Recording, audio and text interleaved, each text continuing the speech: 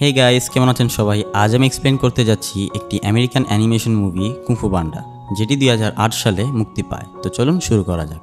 মুভির শুরুতেই আমরা একটি পান্ডাকে দেখতে পাই যার নাম হচ্ছে পো।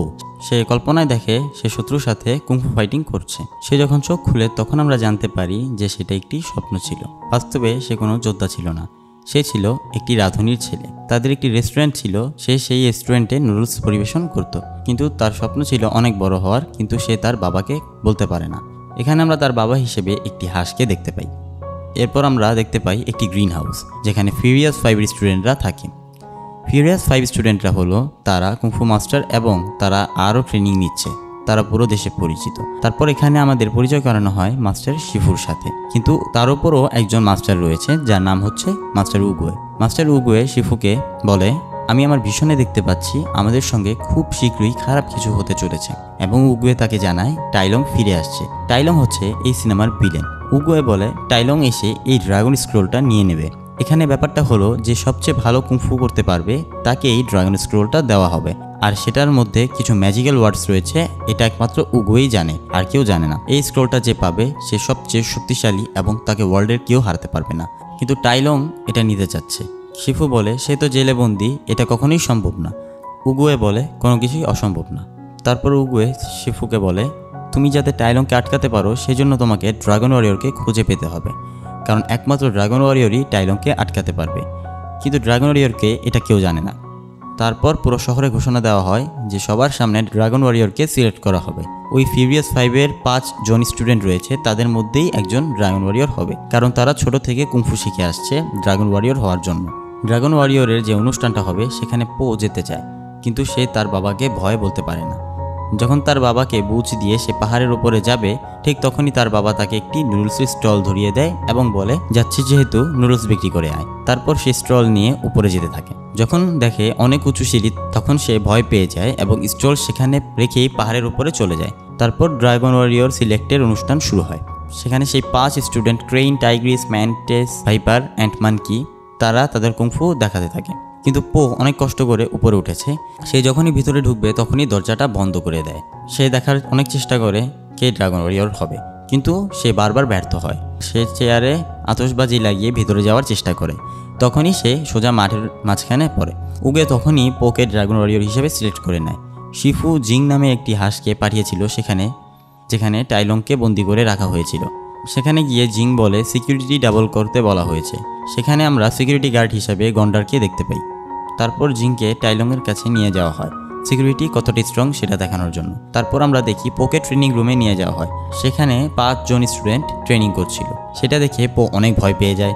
পো গিয়ে একটি পাঞ্চিং বক্সে ঘুষি মারে, কিন্তু পো পা পিছলে যেই ট্রেনিংয়ের ভিতরে সে যেতে চাচ্ছিল না সেটার মাঝখানেই পড়ে যায়। এখানে আমরা একটি মজার সিন দেখতে পাই। পো মার খেতে খেতে অবশেষে পার করতে পারে।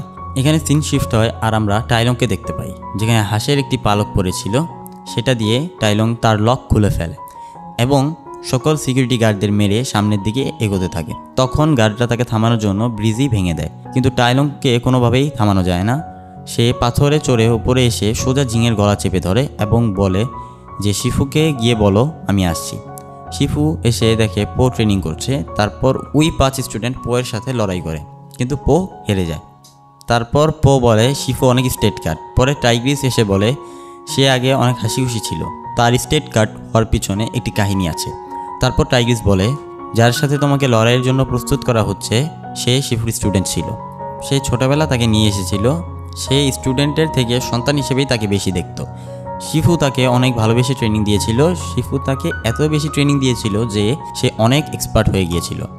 শিফুর অনেক ইচ্ছা ছিল তাকে ড্রাগন ওয়ারিয়র বানাবে, কিন্তু উগুয়ে বারবার তাকে রিজেক্ট করত, যে কারণে শিফু অনেক কষ্ট পায়। একদিন টাইলং ড্রাগন ওয়ারিয়র না হতে পারার জন্য রেগে যায় এবং সেই স্ক্রোলটা নিয়ে সেটা পরে পৃথিবীর সবচেয়ে বড় কুংফু মাস্টার হতে চায়। আর এটা নেয়ার জন্য সে শিফুর উপর আক্রমণ করতে যায় এবং স্ক্রোলটি যখন নিতে যায় তখন উগুয়ে তাকে আটকে ফেলে। এরপর টাইলংকে জেলে ভরা হয়। তারপর থেকেই শিফু ভেঙে পড়ে। তারপর জিং ছুটে আসে এবং শিফুকে বলে টাইলং মুক্তি পেয়ে গেছে, খুব শীঘ্রই এখানে চলে আসবে। এটা শুনে শিফু উগুয়ের কাছে যায়। সে গিয়ে বলে টাইলং চলে আসছে, আর আপনি যাকে ড্রাগন ওয়ারিয়র বানিয়েছেন সে তো একদমই যোগ্য নয়। তখন উগুয়ে বলে যে আমি যা দেখেছি তুমি তা দেখোনি, ও পারবে, বিশ্বাস রাখো। এটা বলে উগুয়ে হাওয়ায় মিলিয়ে যায়। মানে মারা যায়। তারপর শিফু সবার কাছে এসে বলে উগুয়ে আর নেই। এটা শুনে সবাই অবাক হয়ে যায়, কারণ উগুয়ে ছিল সবচেয়ে শক্তিশালী মাস্টার। তারপর টাইলংয়ের মোকাবেলার ভয়ে পো সেখান থেকে পালিয়ে যায়।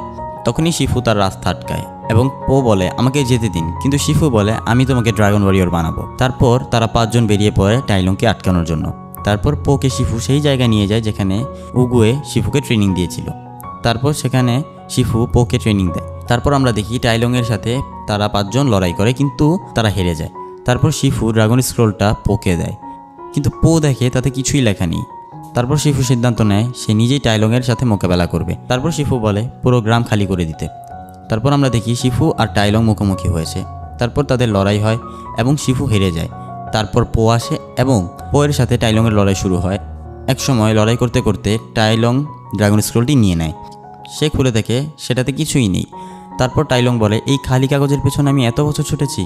তখন পো বলে ড্রাগন ওয়ারিয়র হওয়ার জন্য তোমার কোনো জাদুর ওয়ার্ডের দরকার নেই, এর জন্য তোমাকে নিজের উপর বিশ্বাস রাখতে হবে। তারপর টাইলং আবার পো এর উপর হামলা করে। পো একটা ট্রিক্স দিয়ে টাইলংকে মেরে ফেলে। তারপর সবাই গ্রামে ফিরে আসে এবং সেই 5 জন স্টুডেন্ট পোকে মাস্টার হিসেবে মেনে নেয়। তারপর পো শিফুর কাছে যায় এবং তাকে বলে আমি ড্রাগন ওয়ারিয়র হতে পেরেছি। এটা শুনে শিফু তার চোখ বন্ধ করে, আর পো বলে শিফু আপনি আমাদের ছেড়ে যেতে পারেন না। আর তখনই শিফু উঠে বলে আরে গর্ধব, আমি মরে যাইনি, আমি একটু আরাম করছি। আর এখানেই মুভিটি শেষ হয়।